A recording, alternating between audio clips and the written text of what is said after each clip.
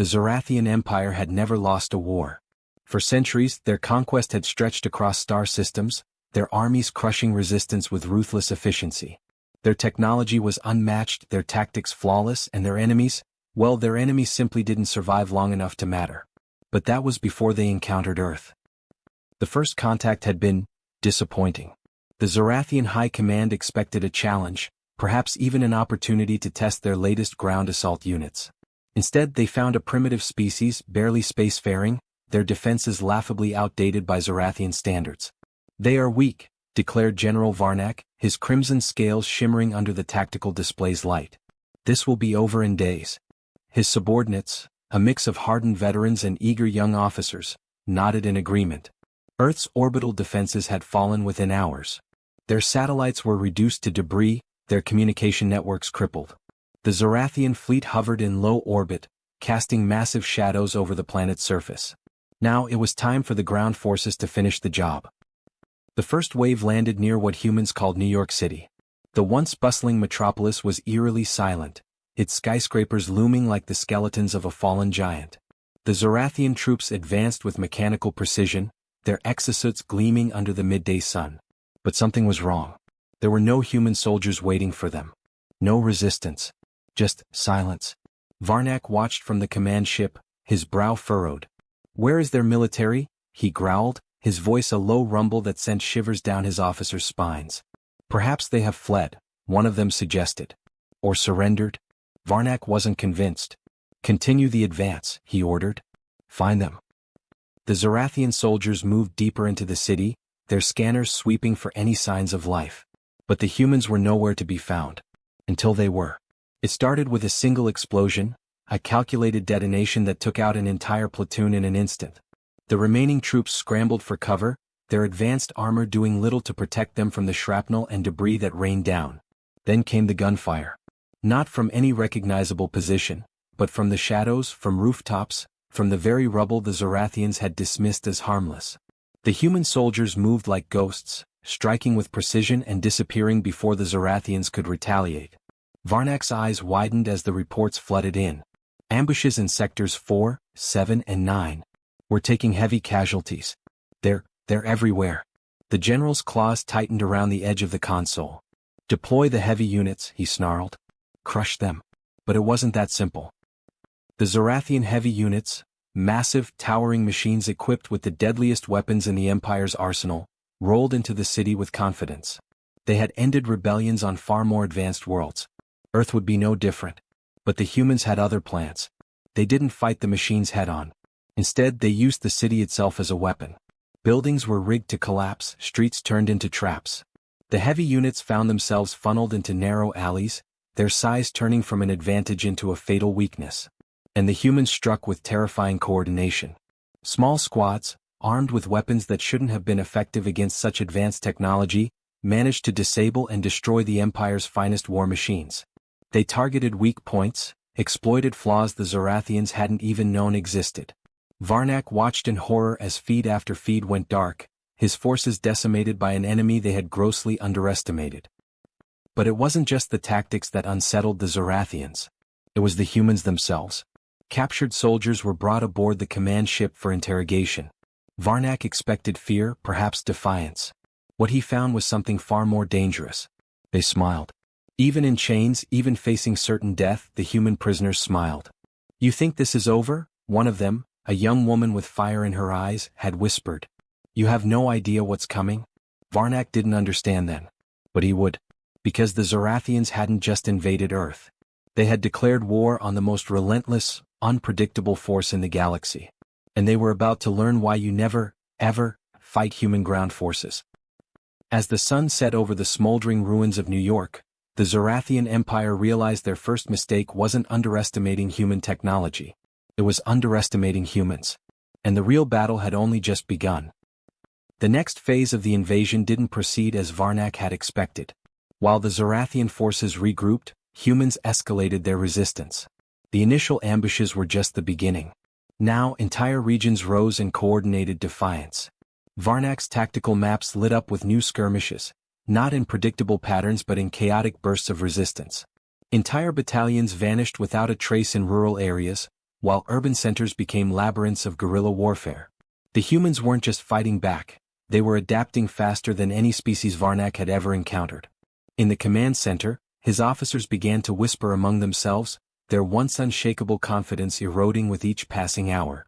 They don't follow any known combat logic, one officer stammered. Their tactics are unpredictable. That's not unpredictability, Varnak growled, his eyes narrowing. That's experience. They've done this before. Reports from other cities confirmed Varnak's suspicions. From Shanghai to Berlin, from the dense jungles of South America to the frozen tundras of Siberia, human forces displayed an uncanny ability to exploit terrain, technology, and psychology. They turned every environment into a battlefield, every resource into a weapon. In Moscow, Zarathian troops encountered human fighters who used underground tunnels to appear and disappear like phantoms. In Cairo, human snipers picked off Zarathian officers from impossible distances, their precision unmatched even by the Empire's most advanced targeting systems. And then there was the psychological warfare. Varnak's troops began to report strange phenomena, haunting broadcasts over their comms, eerie symbols painted on walls, and traps designed not just to kill but to terrify. The humans waged war on the mind as much as on the body. One particularly chilling report came from Los Angeles, where entire platoons were found missing, their equipment left behind in neat rows, as if laid out by invisible hands. The only clue was a single chilling message scrawled in the dirt. We're just getting started. As the weeks dragged on, Varnak realized that victory was slipping further from his grasp. The Empire's superior technology meant little when the enemy refused to fight by the rules. And the human spirit, that infuriating, unbreakable will to resist, proved to be the most formidable weapon of all. Desperation crept into the Zarathian ranks. Supplies dwindled, morale plummeted, and the once invincible soldiers began to fear the very shadows they moved through. Varnak watched as his empire's finest warriors, creatures bred and trained for war, were brought low by a species they had deemed inferior. The realization was a bitter pill to swallow. Prepare for full planetary withdrawal, he finally commanded, his voice heavy with defeat. But even as the words left his mouth, Varnak knew the truth. The Zarathian Empire would never be the same. And neither would he. Because when you fight humans, you don't just battle their armies. You battle their history, their ingenuity, and their sheer, unrelenting will to survive. And that's a war you can never win. The withdrawal order never reached the ground forces in time. As the Zarathian Empire attempted to regroup, humanity was already adapting. Their resistance evolved from guerrilla tactics to full-scale coordinated offensives that left entire Zarathian battalions decimated. The invaders had underestimated not only human ingenuity but also their capacity to turn the tide of war in the most unexpected ways. General Varnak watched helplessly as the war reports streamed in, each one a testament to the humans' escalating defiance. The tactical displays in the command center flickered with red, markers indicating fallen Zarathian units. The Empire's once flawless advance had ground to a halt, and what was supposed to be a swift conquest had turned into a bloody stalemate. General, a junior officer, his scales pale with fear, spoke up. The northern sector has been compromised. Our heavy artillery units have been destroyed. We're losing ground. Varnak's eyes narrowed, his mind racing. This wasn't supposed to happen. Earth's military technology was primitive, their tactics outdated, yet here they were, dismantling the might of the Zarathian Empire one skirmish at a time. Send reinforcements, Varnak ordered, though he knew it was futile. We will not be defeated by these primitives, but deep down he feared it was already too late. The humans had learned quickly. Their forces weren't bound by rigid command structures like the Zarathians. Instead, they thrived in chaos, their decentralized tactics making them impossible to predict. Small, mobile units struck from the shadows, sabotaging supply lines and communications before vanishing into the terrain. In Africa, entire Zarathian convoys disappeared into the desert, never to be seen again. In South America, the dense jungles became death traps, where unseen forces laid waste to Zarathian patrols. And in Asia, human hackers infiltrated Zarathian networks, turning their own technology against them. But it wasn't just the tactics that unnerved Varnak's forces. It was the relentlessness. Humans didn't fight like other species. They fought with a ferocity born of desperation, of history, of a deep-seated refusal to be conquered. Every loss only fueled their determination. Every fallen comrade was a rallying cry. Varnak's forces tried to adapt. They deployed new strategies, new technologies, even biological weapons designed to break human resilience. But nothing worked. The more pressure the Zorathians applied, the stronger the humans became. In Paris, Zorathian forces attempted to use chemical agents to flush out resistance fighters hiding in the catacombs. But instead of surrendering, the humans turned the catacombs into a labyrinth of traps, luring the invaders deeper until they were cut off and annihilated. In Tokyo, advanced drones were deployed to hunt down human operatives. The humans hacked the drones mid-flight, reprogramming them to attack their Zorathian handlers. Every strategy the Zorathians employed was met with an equal and opposite countermeasure. And then, something even more terrifying happened. The humans began to strike back beyond Earth. Using captured Zorathian ships and technology, human forces launched counteroffensives into space, targeting supply lines and outposts. What was once a planetary rebellion had become a galactic insurgency. In the Kuiper Belt, human-led forces ambushed a Zorathian supply convoy, disabling their ships and commandeering their resources. In the asteroid belt, human engineers turned mining colonies into fortified bases, launching guerrilla strikes against any Zorathian vessels that came too close. Varnak's worst fears were realized. The humans weren't just defending their planet. They were taking the fight to the stars. Back on Earth, the situation had become untenable. The Zorathian High Command, once confident in their superiority, began to falter. Calls for reinforcements were met with silence as the humans' reach extended beyond the battlefield. In a desperate attempt to regain control, Varnak ordered the deployment of orbital cleansers, weapons capable of erasing entire cities from the map. It was a last-ditch effort to break human morale. The first target was Chicago. The weapon fired, a brilliant beam of destructive energy slicing through the atmosphere. But when the dust settled, the city still stood.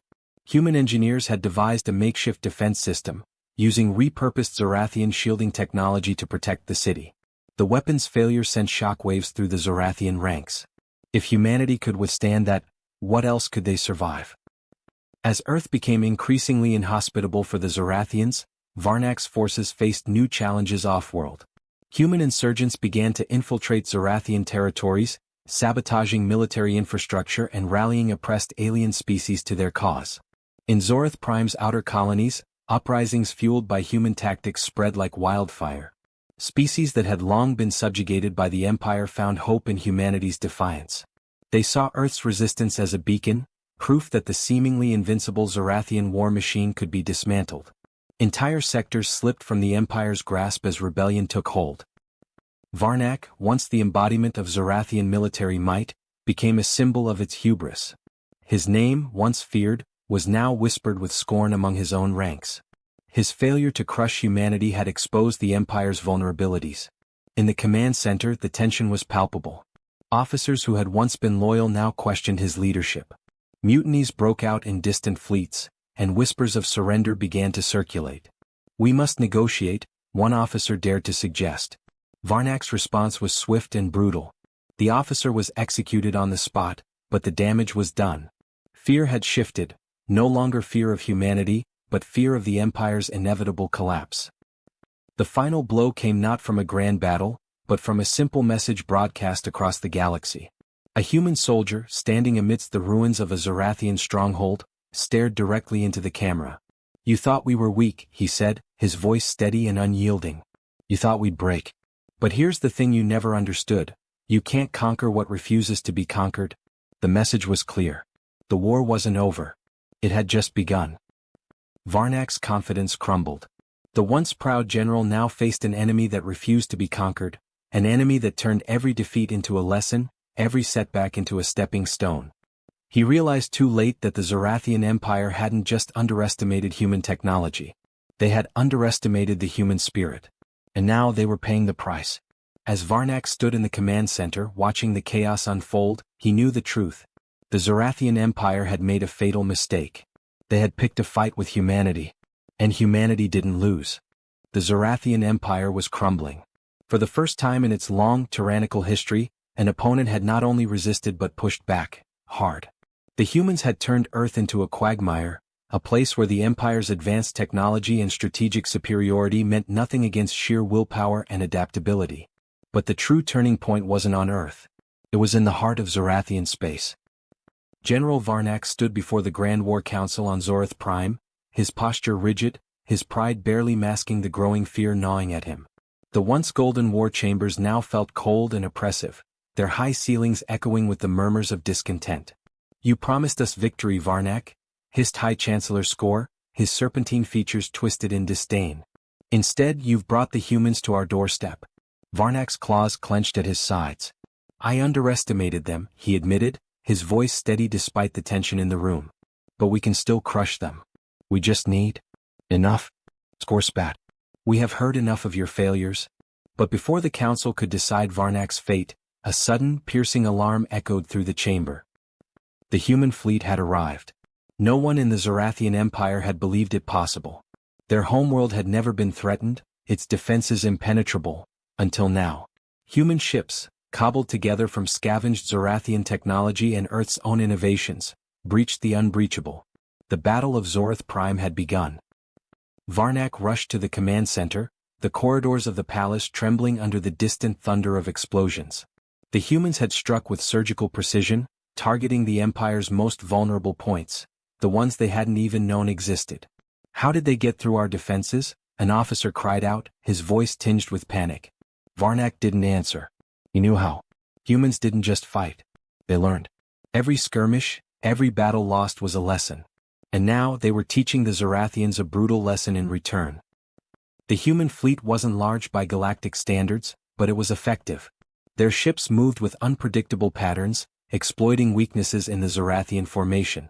They deployed unconventional weapons, turning asteroids into projectiles and using EMP bursts to disable advanced targeting systems. But it wasn't just their tactics that unnerved the Zorathians. It was their audacity. Humans had no right to be here, no right to challenge the most powerful empire in the galaxy on its own soil. And yet, here they were, not just surviving but winning. On the ground, human special forces infiltrated key installations, disabling power grids and communications. Cities plunged into darkness, their once mighty skylines now illuminated by the fires of rebellion. The Zorathian populace, long oppressed and silenced, watched in awe as the impossible unfolded before their eyes. For the first time they saw the mighty empire falter. And with that, something stirred within them. Hope. The rebellion spread like wildfire. Species subjugated for generations by the Zorathian Empire rose up, inspired by humanity's defiance. From the slave mines of Draktor to the research labs of Velzer, the oppressed found their voice. The galaxy, once cowed by the iron fist of the Zorathians, now roared with the fire of resistance. Varnak watched in disbelief as his empire unraveled. The humans hadn't just come to fight. They had come to liberate. In the final hours of the battle, Varnak faced a choice. He could order a full-scale retreat, salvaging what little remained of the Empire's forces. Or he could fight to the bitter end, clinging to the shreds of a legacy that was already lost.